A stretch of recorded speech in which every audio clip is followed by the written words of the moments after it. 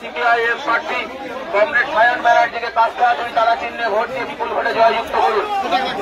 আপনার আমার প্রত্যেক দিনের জীবন যন্ত্রণার কথা পার্লামেন্টে তুলে ধরতে সিপিআইএম প্রার্থী কলকাতা হাইকোর্টের তরুণ আইনজীবী কমরেড সায়ন ব্যানার্জিকে কাস্তে হাতুড়ি তারা চিহ্নে ভোট দিয়ে বিপুল ভোটে জয়যুক্ত করুন।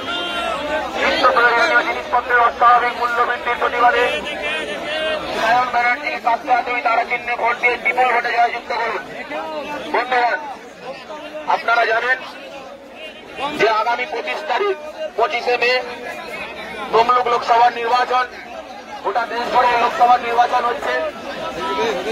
গোটা দেশ জুড়ে কোটি কোটি টাকা আত্মসাতের প্রতিবাদে, সারের নষ্ট বিবাহের মূল্য বৃদ্ধির প্রতিবাদে, বেকার ছেলেদের চাকরি দেওয়ার নামে গোটা রাজ্য জুড়ে তৃণমূলকে কোটি কোটি টাকা আত্মসাৎ করেছে।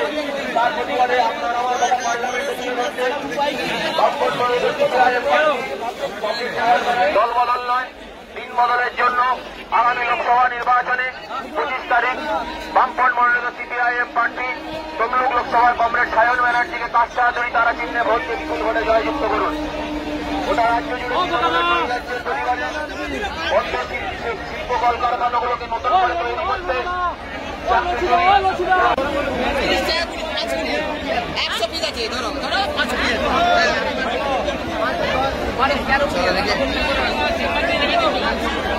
দাবিতে ইলেকট্রাল বন্ডের নামে গোটা দেশ জুড়ে যে কোটি কোটি টাকা বিজেপি আত্মসাৎ করেছে, তার ফলস্বরূপ আপনারা দেখছেন বাজারে প্রত্যেকটা জিনিসের দাম করে বৃদ্ধি পেয়েছে।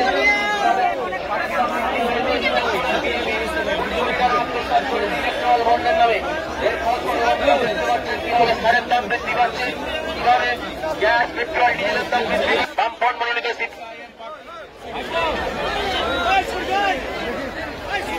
বামফ্রন্ট মনোনীত সিপিআইএম প্রার্থী আজকে ভোর রাত থেকেই কোলাঘাট বাজার, ফুলবাজার এবং কোলাঘাট স্টেশনে আমাদের প্রচার চলছে। বৃষ্টির জন্য আমরা কিছুটা পিছিয়ে ছিলাম, কিন্তু ভোর রাত থেকে এই কাজ চলছে। উপস্থিত রয়েছে প্রাক্তন বিধায়ক অঞ্চলের ইব্রাহিম আলী, সেও এখানে উপস্থিত ছিল। গোটা আমাদের এই কর্মসূচিতে মানুষের অভূতপূর্ব সাড়া।